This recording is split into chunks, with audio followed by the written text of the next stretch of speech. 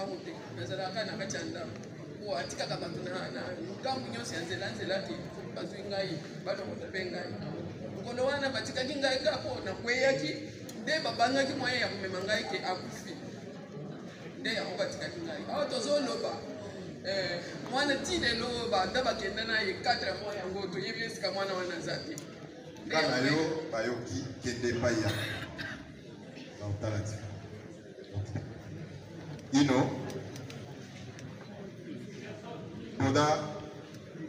Boda Bouti. Il faut inviter son monsieur. Poussez rapidement. Il faudra interpeller les messieurs. Yvette Dimas. Ali. C'est mieux, hein, donc ça c'est déclaré. Collectif Yaba Jean Kimbanse Askaleka. Mes respects, son excellence. Là, nous avons un problème où ils ont simple.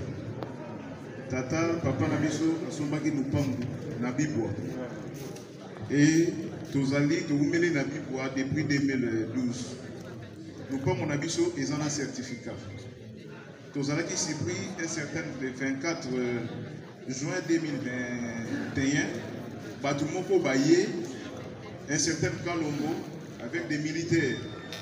Baye biso tofandeka na mama mpo mana kenda kuna mpo mama tikala ye moko bakoti na lupangu babengani biso biloko nyonso babwaki na biso bobimisa nga na osimba eloko te lokola bino bato boye kobimisa bato moyen na simba te toza na certificat babi oza na certificat etali biso te bazwi biloko na biso nyonso tu babwaki biso croyant ke nakolekaka mpana biso badeguerpir plus de 62 personnes et biso tokendaki na parquet 4e mairie. Jusqu'à présent, la parquet 4e mairie batikali kosambisa motu moko te. Tozana bande comme soupe baye, batikali kosambisa motu moko te. Biso token inspectorat, tozwaki deux lettres ya installation. Première lettre là tozwi, toye na mopa ya PG de Kaluila alobi eloko ni les ola qui sa lettre oyo moloko akomi yango malamu. Na zongi na sali rapport et ba interpeller magistrat Jik. Magistrat Jikaye, depuis 2022, jusqu'à présent, la lettre na biso yangoyo, les autres élingana na maboko, motabo réinstaller biso azate. Pour l'ennemi parquet, la commission de l'installation, la commission, vraiment, déposer ma dossier. Maman Zobé, la moyen pour mes athées, posons sa mission. D'accord. Il y a la commission de collectif Yaba Boda.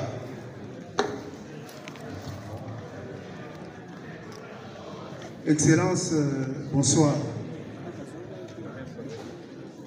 Je voudrais d'abord vous remercier. Je demande aussi à Dieu qu'il vous protège. La justice élève une nation, et le contraire, vous pouvez vous-même en déterminer. Moi, je réponds au nom de M. Bodar Boudim Chabangi. Je suis haut fonctionnaire de l'administration publique, directeur dans une institution de la place. Je suis mandataire de M. Mundika, qui est le grand frère de mon épouse qui est là-bas, propriétaire de la parcelle 64, avenue Colonel Lukusa, juste en face de l'inspectorat général de sécurité. Excellence, cette parcelle a vécu le théâtre des chemins. M. Mundika n'avait jamais et n'a jamais été en justice avec M. Mokia. Mokia, son jugement RC 2742 porte sur 64 avenue de la Justice, numéro parcelle 253. 64 Lukusa porte le numéro parcelle 3536. Tous les documents sont là et nous avions déjà versé ça au dossier. Mais nous avons été surpris le 11 juin 2018. C'est Mokia lui-même qui est venu écrire au mur, soi-disant que cette parcelle lui appartient. Avec l'arrêt. Quand on fait recours au niveau de TGI, on remarque que c'est une erreur. On reporte le document. Mais moi qui a fait toujours les manœuvres et il s'inscrit encore dans cette parcelle. Sous les yeux impuissants de la justice. Mais nous ne savons pas ce qui s'est passé dans ce état. Pardon? Comment il s'appelle? Monsieur Mokia Mandembo Gabriel, C'est celui-là qui nous a ravi la parcelle. Oui, et maintenant il va s'entendre avec une société fictive Unicor. Ils vont maintenant faire les dilatoires dans le tribunal pour avoir des dossiers. Mais l'inspecteur général des services judiciaires écrit la lettre pour notre réinstallation. Monsieur Ngalamou Loumé, le conseil juridique de général Kilimbalimba au niveau de l'IPEKI, il bloque l'original. Nous gardons, heureusement, nous avions fait la photocopie de l'original de la lettre de l'inspecteur général pour nous installer. Voilà son excellence. Je suis aussi liquidateur de la succession Mutombo Chimpaka Carpos au niveau de Montfleury. Et je suis représentant de tous les 3 concessionnaires. Monsieur le ministre d'État, un Congolais ne peut jamais faire ça à Bruxelles. Un Congolais ne pourra jamais faire ça à Bruxelles. Ou un jugement pénal condamne le cercle PIC de Kinshasa pour détruire son certificat de 64 hectares parce que ce certificat était superposé sur nos droits acquis d'un jugement depuis 2003 sous RC 84-633. Mais jusqu'aujourd'hui, ces jugements souffrent d'inexécution. La lettre de l'inspecteur général dit bien clairement qu'il n'y a pas d'obstacle pour l'exécution déjà entamée. Mais jusqu'aujourd'hui, trafic d'influence. Ce sont des militaires. Excellence, quels sont les généraux que moi je n'ai pas vus? Quand je parle comme ça devant les caméras, je suis dans une insécurité. On m'a empoisonné pour ça. On m'a braqué par rapport à ça. Je demande vraiment votre implication pour notre réinstallation, que ce soit au niveau de Cercle PIC, où tous les 3 concessionnaires ont 31 hectares, et sur 64 Lukusa, où nous sommes propriétaires. Merci, je vous remercie. Collectif, il y a Jean, il y a commune à Kipati.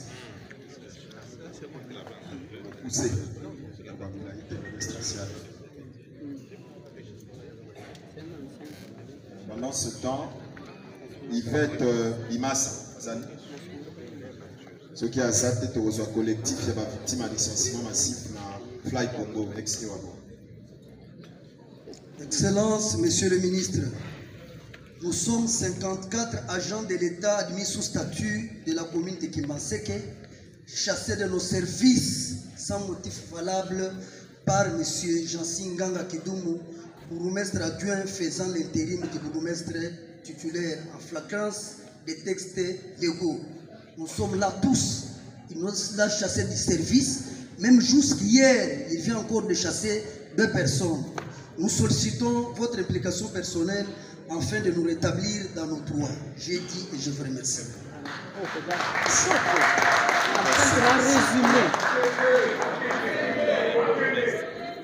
Yvette Imassa Azate, collectif, il y a la victime à licenciement et Wabo. Azali, rapidement. À mon poussé, nous avons dit la salle. Mes mots à son Excellence, Monsieur le ministre d'État, ministre de la Justice et Garde des Sceaux. Excellence, Monsieur le ministre d'État.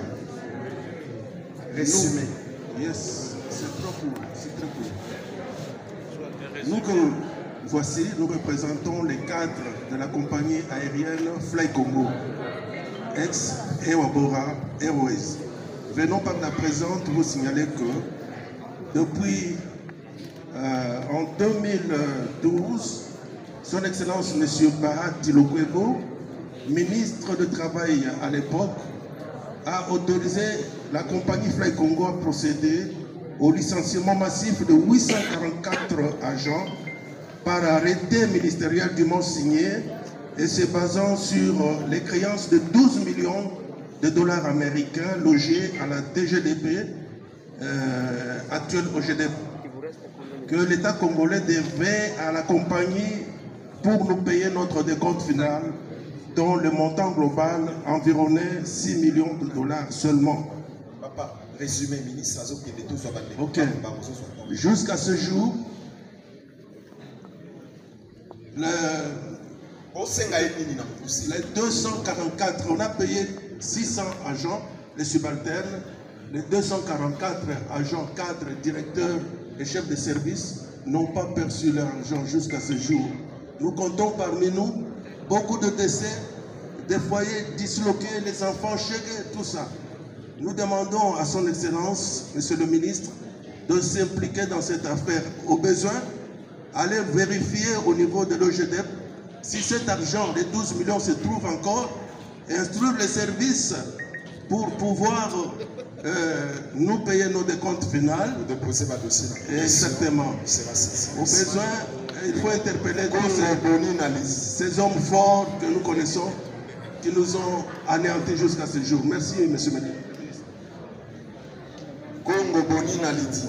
On n'a plus le temps. Qui vient ensuite? Binda Joséphine Azali. Yakawa, rapidement. Kalembo Chibamba. Allez-y. Bonsoir, Monsieur le ministre. Maman Yakawa. Comment on a maman Congo Bonina Lidi. Nous avons présenté la succession Congo Joseph. Makabuyanda. Tosamba depuis 2018. Tozoa jugement. Attestation d'empêchement. Azala Ngoto, mais donc certificat d'enregistrement. La CNI ministre, pas ministre. La CNI pas là, on confie. Pour acheter un pour qu'à la Europe, n'a pas de sang. Ndako na biso zongo, toyebi mama wana te. Azala soubassement mon côté, mais azonda ko vanda te ba locataire. Sunga biso, na pesa ki mikanda na ipen. Nazala.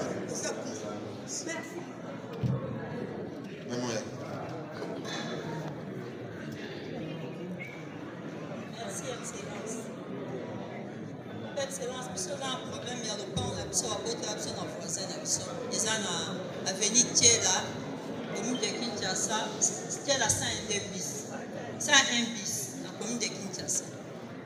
Voisin, nous avons le pont à morceler, il y a côté na biso, côté na biso. Il y a son 4 ans avant biso. Biso to son mi de coutier. Ba mo de avoir problème, oh mon baye comme le pont na. Biso na voisin, nous avons ensemble pour la iloko na biso. Il y a voisin pour le baoté, nous avons un bon côté, nous avons un anniversaire, nous avons un peu ça pour Mambo Mizate. Bah, côté sur l'avocat Badi. Surtout, on a un bon côté, tout est calme, surtout, surtout, on a un peu ça, il veut que tu aies de brouiller hier. Voisin là, avec qui vous habillez, à qui vous jamais, le pas moi là. Et moi, je suis comme il y a voisin, je suis pas personne pour un bon moto, éviter, je suis pas en 2014, je suis payé maladie. Donc, Bimi, donc, Keti et pas à IG. IG a ça, il est jusqu'à Talmi, Kada, ils sont à la droite, ils sont pas greffier. Greffe, ils sont si sont au pas. Ils sont dans le pango, voisin, ils ont le pan à Bessa. Quand on est en 2018, on va y avoir Bouki, ma côté. On va faire 600 cannes, on ne peut pas générer pas son photo. En 2009, on Fandi, quand on est encore en foot à la policier, on va faire un Excellence, ça la mine.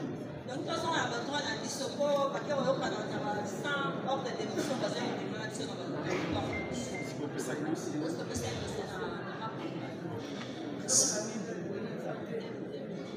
Kalembo. Simanae Bongila Albert Azali.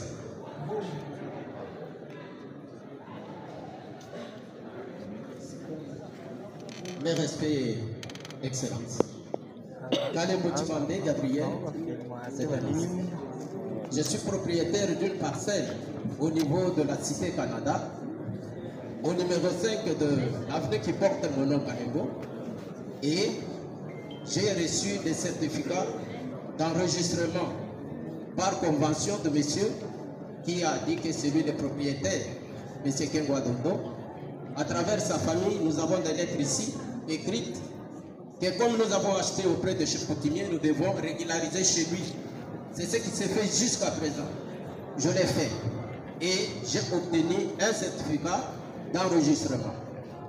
2 ans et 3 ans après, j'ai vu l'incursion des militaires, policiers, bien armés jusqu'aux dents, qui nous ont arrêtés avec mes frères. Nous avons été torturés au point que lorsqu'on nous a amenés à Pékin, il y en a même de ces policiers-là qui ont même pleuré. J'ai été torturé, mes frères. Et alors, même quand vous me voyez, je suis comme gonflé, mais ce n'est pas ça, ce sont des appareils qui sont à moi. Je porte des appareils qui donnent la force à une personne. C'est ainsi que je suis debout. Alors, on a tout pillé, on a morcelé ma parcelle qui était de 69 mètres, on a divisé, on m'a laissé seulement la maison qui avait 23 mètres sur 23. Et tout le bien matériel, tout et tout a été pillé et les policiers sont restés là-bas pendant 3 ans. Tous les 3 ans, les policiers sont là-bas. On m'a chassé de ma maison et aujourd'hui je suis allé dans la rue avec mes enfants, avec ma famille. Alors, c'est ce que je demande, Messieurs l'Excellence, si vous pouvez permettre qu'on puisse me remettre dans mes droits, car je suis passé partout, on ne me reçoit pas. Partout on ne me reçoit pas, on ne me juge pas, on ne voit pas mon dossier. L'homme que l'on appelle ne se présente pas. Par contre, le magistrat m'a dit, va chez les Song et tu vas obtenir gain de cause. Rapidement, après, en touche pour. Merci, son excellence. Nous sommes aux alliés par représentants va dépasser de guerre depuis 1998, de guerre d'agression. Comme dit Awa, Kinshasa, alors tout ce qui m'a appelé dans l'État, l'État fait cette mission m'a appelé 216 États. Et puis, à l'auditeur de partenaire, nous avons l'occasion, il y a beaucoup d'années, mais avec magasin soir. Pour les partenaires, la mission, la démarche, pour des missions, il y a des missions, et jusque-là, mais c'est avec un protocole d'accord, tout ça, il va partenariat, malheureusement, il y a tout qui est pour moi, il y a continuer. Alors, tout le monde est résilié pourquoi motif est attaqué dans la prison pour attaquer ma vie. Et puis, avec le tir, on peut souscription, on n'est pas dans la prison pour des motos, on va souscrire, on va souscrire, ça y est bon. On a dit à la mission, on a dit ministre de la sanction, parce qu'il y a un mission pour récupérer ma mission. On versa qui veut dossier. Chef, vous ne tirez pas ça pour suivre la mission. Parce que vous dites tout le monde. Il y a qui dossier, ministre de la connaissance, il y a contenu à la Si ma maman Mbeka, oui, parce que.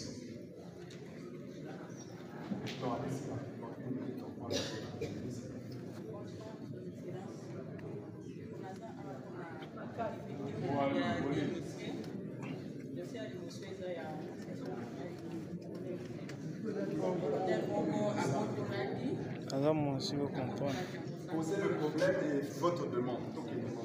La littérature.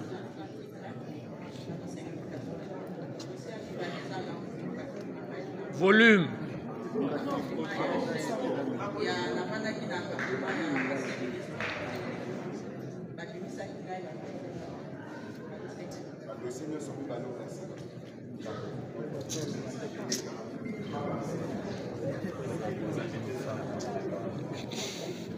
Ma papa tape ou bienvenue.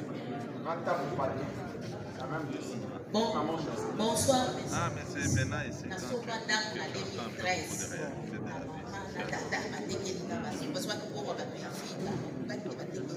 Après 4 mois, il y a un problème pour les voies avocats de la République. Il y a un problème pour les voies avocats de la République. Na kadasa kiti si mbele batemo batemone que oui batekeli mama ndaku locataire ba kwei na keshe ya kwei ba komi na kuda mela ko fia mama Olive banani basana kinde bona ba gouverneur ba ministre kama mbra kidepes ba beta ngatina za alo souffrir na fanda kana église na wiki matali na sali banana ko 2021 na cour de cassation ba fale la bateka ngona na président Kazali ya cour de cassation. Batu nyonso bayebi dossier wana baza na cour de cassation bauti na matali bayebi dossier oyo yango nazosenga mpesanga maître avocat tokota mpona sina zamba bazwaki yango prise en délibéré bati lelo oyo il faut pas publier les 3 mois qui les ont publié. Il y a un autre senga. Tout sur la carte de cadastre pour la cassation. Si les autres numéros est prêt à l'appui, et ça le numéro RC 4009. Ok, va changer le numéro. La société va faire ça à mettre à la communication. Le rôle à la carte, parce que Bazol va favoriser le président Kassal. Il y a une cassation nuance qui n'a pas de Bazol. Dans une requête, il y a pouvoir la cassation. C'est ça le dossier. Dans ça, on a un dossier. Après, ça va mettre.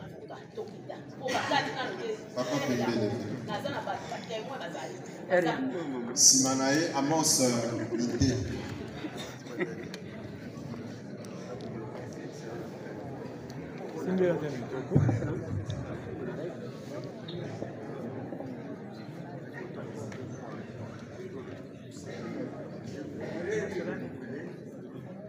Approchez le micro. Votre rôle de grande valeur. Mon fils a été assassiné. Il y a 10 ans.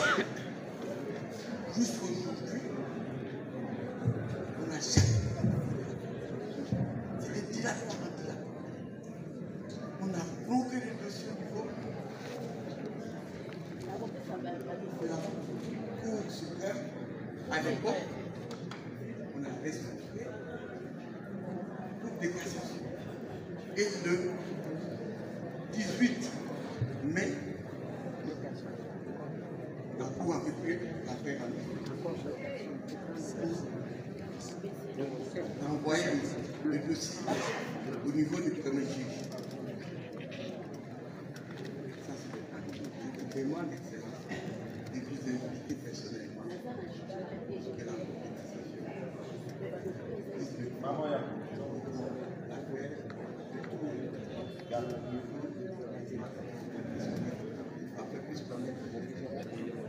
deuxième dossier, j'ai signé un contrat quand Zakaria, au bout de 4 ans, il a résilié le contrat librement. Au nom de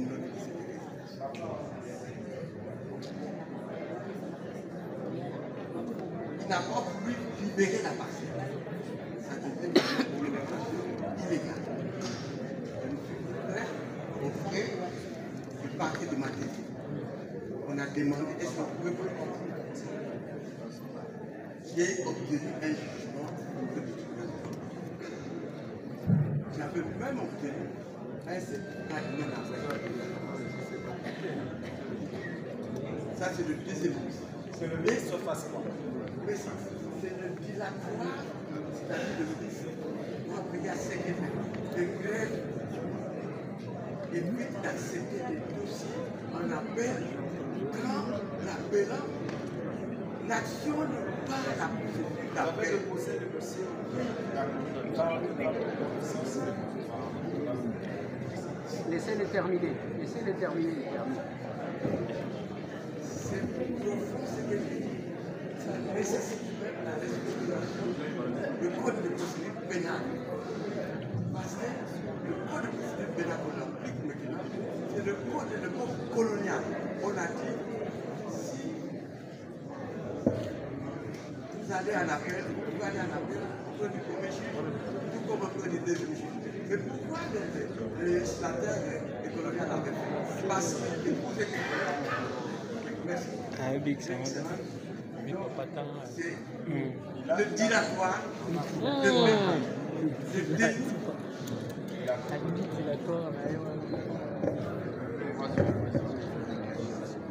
il ne peut pas se la je peux voir dans mon cœur. C'est pourquoi je vous ai remercié pour de grandes valeurs. Ça fait 10 ans qu'on ne m'a pas écouté. Merci, Excellence.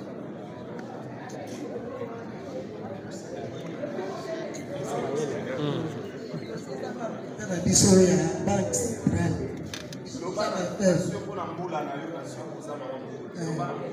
na mokuse na lobi boye mbote nano na son excellence na mokuse na lobi boye biso mibali na biso babengana bango na banke bapesa bango ekoko moko te biso tozana baplace ya kolala te tozolala na bangara kofute sikoyo mbele ya pension bapesa biso te babenana mibali na biso bakufa basusi wana sikoyo toza na président na biso alangelaka biso makambo antuka bapesi yo merci mpenza andimali kupeyo kobenga kai me lokolo obengi ngai nzambe apamboli bakevi nyonso bango wana na bapensionnaire tozonyoka na papa ata 50% oyo bazwaka tozwaka te me biloko nasuka mbona bazopesa biso tozwaka te te 50%. yango nasengi na ministre afuta biso apres batikila mibali na biso bazongisa ta mwana moko akombolaka ta toilette tosengi papa ministre atalela biso borse wana bana na biso baosufrir batangi baklase baosala te basala matrikila bapapa na bango basokolaka ta bawese c'est tout eloko tokosala toyokana représentant na bino azwa dossier nyonso akende na commission komona baavocat verse dossier bongo nde ministre akozwa contenu ya dossier na bino te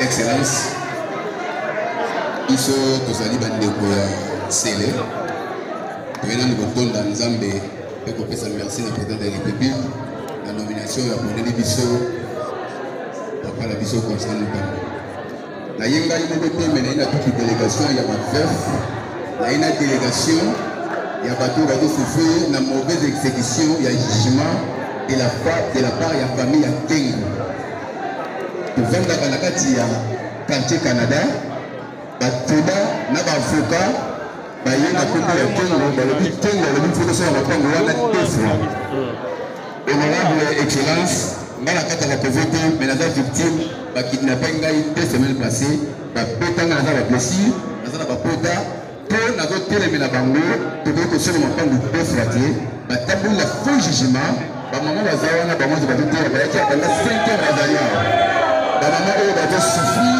bazolala libanda ye nazolala libanda batongana ngai na ndako na banda na bato nyonso baavoka ya maître Kengo ya papa Kengo bazotonga na biso ndenge baza wana moto alaka na ndako na yaza te quartier ekomani basoda na bapeme moto azosala makambo wana ezali colonel Kumuba balobi ministre bibo kende pembe sa bakolandaka na yo akuta kende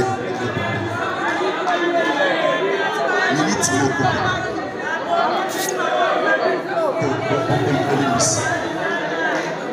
boya na mama wana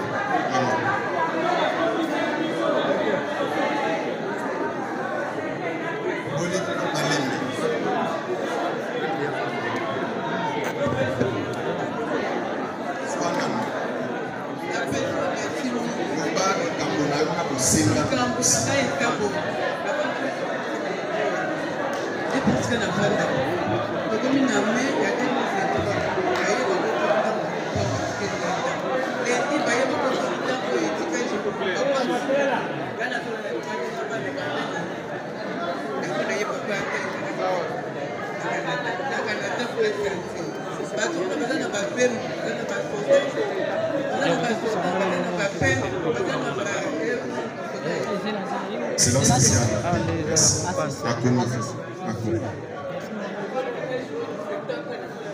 Maman, minute moko. Ngonga moko. Ngai nazali na likambo na ngai ezali ya province. Likambo na ngai ya province ezali babotoli ngai lupangu na ngai te. Lupangu nazali na kati na lupangu depuis nasumbi 2006. Jusqu'à présent na kati ya lupangu nazokundana na baoyo bazali koya mpona kobotola ngai. Comme gouverneur oyo awuti kolongwa na 2020 akuti bagouverneur nyonso ya kala na baoyo batekelaki biso banda na gouverneur Mubaya banda na gouverneur bagouverneur Mbingo Kula bakati likambo bapesi ngai dossier na ngai bazungisi ngai na lupangu na vandi na bana na ngai me awa tozoloba awa depuis 2020 balocataire na ngai bakomi balocataire alia nazali kolelepa na yo papa lokola nazali awa seyeka na fundi awa nazali na tribunal awa na cassation na conseil d'état napesi mikanda ti lelo babimisi bajournal batindi bajournal na avoka na ngai na chikapa bazolingango te bazoloba babimisa dossier ezali deja na kombo na ngai kapinga madia Ok.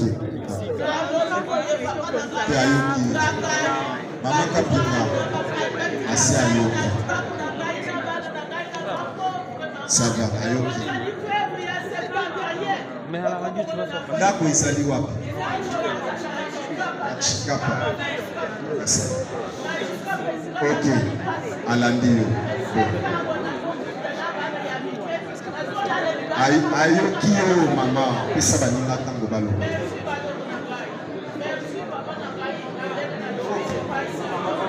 Solo Dio. Minutes mo. Bona présence na yo. Tamba pa bona yo bona kopesi biso occasion oyo. Biso tozala lotissement Bibo depuis 1993. À notre grande surprise, tomoni le 21 juin 2021, tomoni basoda bayebi bamibale batonda bapolisier na motu moko na kati oyo amemi bango azalaki kabule baye kobimisa biso na ndako na komona te ndenge mama ya Chikapa kolibisa mama ya Chikapa yaka na nsima oyo yaka nsima na nsima babimisi biso na bandako kokwaka biso libanda biloko kopanzana nyonso tokokisa eloko moko te avertissement moko te nini te libanda e babimisi biso tokei na inspectorat judiciaire etoke nanu totuni eza 4e rue toke na 4e rue bayabi biso te bayebisi biso tokende na commission eza wapi eza en dehors ya parquet biso tolobi lokola eza en dehors ya parquet tokokende te lokola tokendeki te baboya korecevoir biso tino nde tokendeki na inspection alobi biso papa nasengi yo toza bamama veve toza ebele bato ebele quartier mobile nasengi yo soki okoki kointervenir mpo na dossier na biso bazongisa biso na badroit na biso bareinstale biso eza wapi bibwa na quartier kombo na yo nani nanga tota marceline yambo kende zala sur que opesi kombo na numero ya telefone kuna na dossier ya commission yokanisa merci papa okana liboso personne âgée ok minute moko Interaction chaîne non super interaction on a fait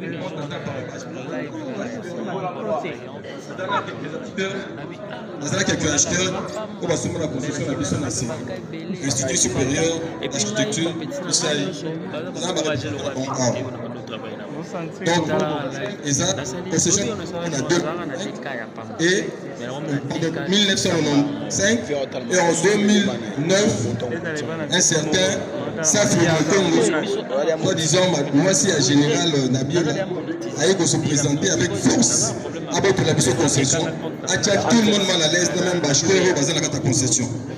Pour que la justice, la premier degré à quoi, à salle appel à quoi, mais pour la exécution, comme jugement bâti, exécution, tout ça, déguerpissement, la démolition, tout ça, l'exécution, jugement. Après exécution et jugement, je pense qu'on avait remercié l'honorable Benaïser. Après exécution et jugement, pour Benga, l'équipe va géomètre comme ça, Moussala, pour la commencer le terrain. Hier, moi, sur un Tinda, à séquestrer la géomètre, pour passer à Moussala. Parce qu'il y a pas ça, même quelques géomètres. Et le ministre, nous posons pour beaucoup de la possession. Donc, le ministre a rétabli sur notre droit à la vie sur le dossier. C'est les Kimpogo. Non, c'est pas mon solide. En France, ça tombe à veuve. Au PSA dossier. Oui, le dossier est ok. Rassurez-vous, au PSA numéro, va vous contacter. Ok. Excellence, vous autorisez qu'on prenne combien de cas où qu'on arrête? Pour permettre au ministre à répondre pour ça, la loi de Salaki, pour ce élève. bato tokoya ebele biso nyonso toza na tokozwa bamama mibale. Ok, malembe toyokana mama yo na ye bozaka moko ministre abino azwaka bamama mibale oyo batikali poso ekoya toyokana ndenge wana. Papa ministre, ngai komo na ngai yemweni madame Nadie. Le pango ezali na terre jaune. Kaka na boulevard boye papa. Le pango wana ndenge naza na jugement na ngai. Na gagné na paix. Ndenge na gagné dire oyo batiaka mpo bakende na cour de cassation bakendaki te. Bamettre bakotisi document ya classement définitif na ndenge bango bakendaki na cour de cassation te. Mais na nsima baye basali bamanevre bakotisi requête. Na requête bakota babloka na bango.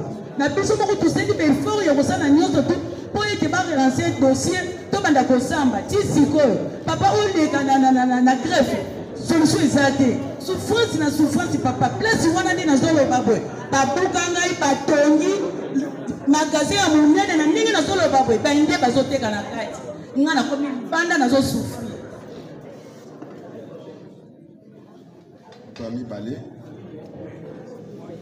Merci beaucoup, Excellence. Naza problème ya mobali ngai azikaka na bachinois. Na maintenant bino nyonso bokopusa na bomoni te. Azikaka na bachinois na 2013. Bachinois batika ye kaka bongo basunga ye te tovivre kaka bongo totamboli na justice tozwi solution malonga te. Honorable Eliezer mpe ayebi dossier oyo mpo atambola nango atambola mpo na dossier oyo solution ezwama te.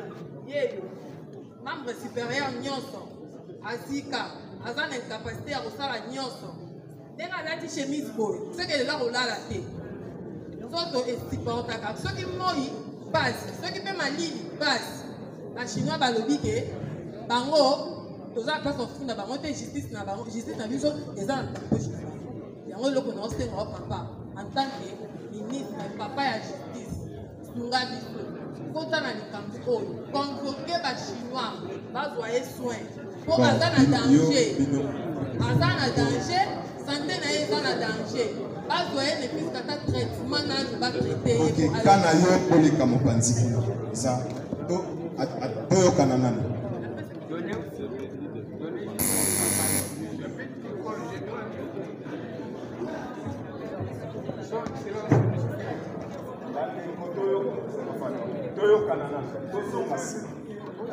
olimbisi bamama na batata tozonga mwasi papa nazosenga bino tozonga mwasi tozonga lisusu parce que ndenge bokoya kokende ti esika excellence aza botia liso yo swami Excellence ministre, je m'appelle Amama Antoine Bouébou. Ayaki lobi na avion petit, moi nanga tsanganga tika lobi, les airs na ministre si baza kosala basali commission moko mpona balitige ya baparcelle batinenga etike na jus avion na nyoki nakomaki lobi na 16 donc lopango na ngai na échangeur nake okuta baclôture yango basale yango donc côté mosusu garage côté mosusu école tout ça nakoti na kati namoni motu moko aye kotuna ngai alobi papa yo oyebi te lopango basi basoma yango yo oza na mbongo te tout ça okozala lokola kai ya shibeya bakonga no naza na bana bayekoli mpe baza na mikili bakolanda dossier wana mais so tokende na dossier wana na ndenge ya justice ezali te ya trop justice ya satan ya nzambe mpe ya alors soki nazwi bango te nakoboma bango je rentre chez moi mpo nafutaka yango mpako chaque année nafutaka yango mpako ya titre foncier nakomi mikana tuka donc mpo bato ya loto bakopi yango aza na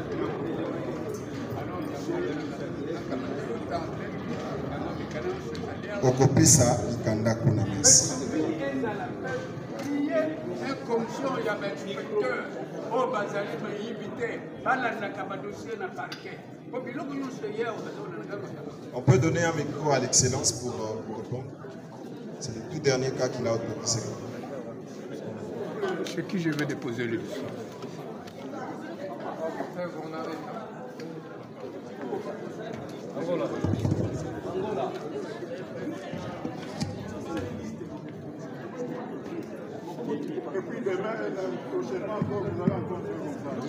S'il vous plaît, vous êtes devant le ministre, messieurs. Allez, retirez-vous. Reculez maintenant. Chacun reprend sa place.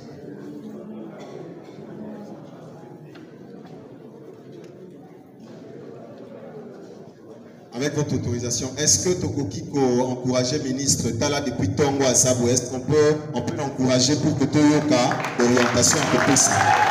Parce que c'est important psychologiquement. Merci beaucoup. Merci.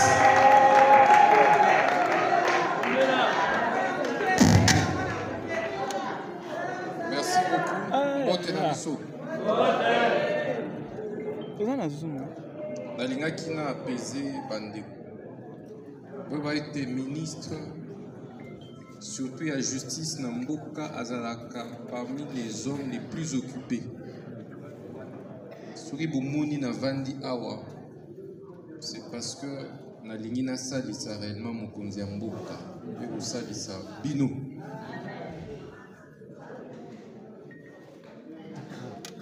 Tobandaka mosala na 5h 6h pour kosilisa mboka 23h. Soki balobeli bino bozela, soki nakoyi awa bino moko boyokelanga. Donc à un moment toza na posa basalisa bino, ezali kaka soki toyali na nzoto makasi. Toyokani? Soki balobeli bino bozonga, bakoyamba bino, ça veut dire que bakoyamba bino.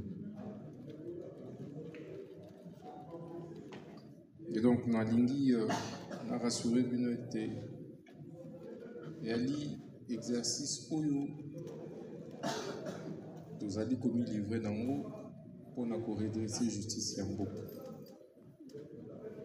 Nasengaka bino mbongo?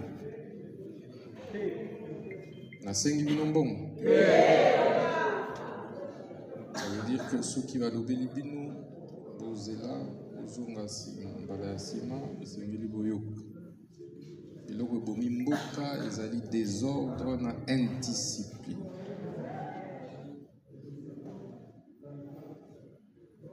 Prochainement, soki boye bozala na ordre mpe na discipline.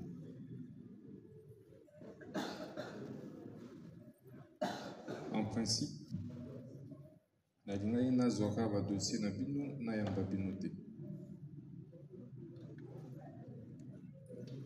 Parce que pour votre information, ils sont très risqués pour nous. Assassin moko qui ozala awa et puis attirer. Nazo zo risque sans qu'on identifie bino, sans qu'on y banane zoya. Mais je me dis ça pour na mboka, ça pour na école. À 19h, c'est imprudent pour un ministre de la justice azala libanda dans ces conditions. Ndenge sengeli to accompagner mokonzi ya mboka na bosolo tolobi ete tozwa ba risque à sa place, toza ba fusible mpona mokonzi ya mboka. État de droit esengeli te ezala slogan. Nde yango na ko remercier makasi bureau ya consultation populaire pour la justice équitable pour tous.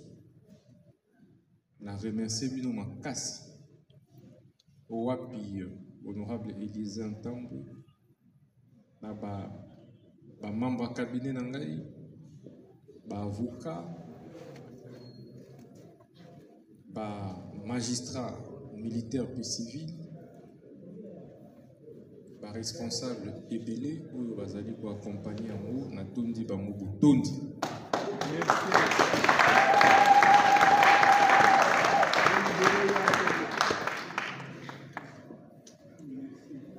Ali Moussala Makassi, peut-être que vous me rendre compte que Batoba Ola la thé, on a réaliser l'activité à chaque jeudi. On a organisé le Rondenge Borumona, ils ont aussi un mbongo, ils ont aussi une énergie, ya kosenga temps.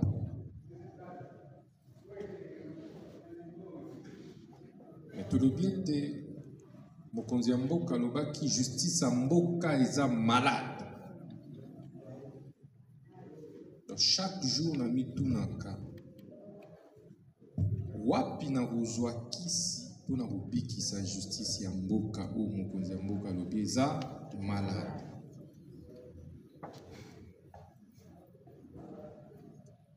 Kisi eza bino nde kokopesa. Na nde yango nazoyoka bino oyo bokosala exercice oyo eza dissuasif. Besoin bate ndenge nini ba magistrat, ba avocat, bato ya police judiciaire, moto na moto akozonga na place na ye. Boyete? Boko remarquer te banda to bandi yango bato ebandi okita makasi. Boyete moto na moto akobanga baya ba dénoncer awa. Eza justice populaire. Des locaux yo tata Etienne Tshisekedi wa Mulumba alakisaka baimboka héritage ya légation. Isengeli état de droit ezala lisusu slogan te. État de droit isengeli emi matérialisé. Amen. Na biso mikonzi bozo imaginer te le fait kaka ngana bokutana na ngai ndenge nini eza curatif mpona ba justiciable bino komonaka koyoka kopesa kaka justiciable litoi lobi ete soki okei na hôpital consultation kaka ya médecin wana ezalaka déjà une partie ya guérison. Et la tondi botondi na ba papa et belo na yokaki. Balobi ete ngai ça fait 10 ans, ça fait 15 ans na yo. Muto ayokaki ngai te. Répétez, réparation morale. Et c'est pourquoi bomoni naza très sensible à yoka muto moko na moko malgré ba multiples charges. Nalobelaki moto moko na ministère de la justice na état nango ya lelo ba papa balimbisa ngai soko tie tata mokolo akokoka te parce que mosala ali makasi. Boyeba ete moto congolais soki moko te oyo ami inscrit na koyoka ete moto nyonso oyo azana cas ya injustice ya justice ya mboka tokopesa ye litoi mpe tokosala nyonso mpona koregle problème na ye.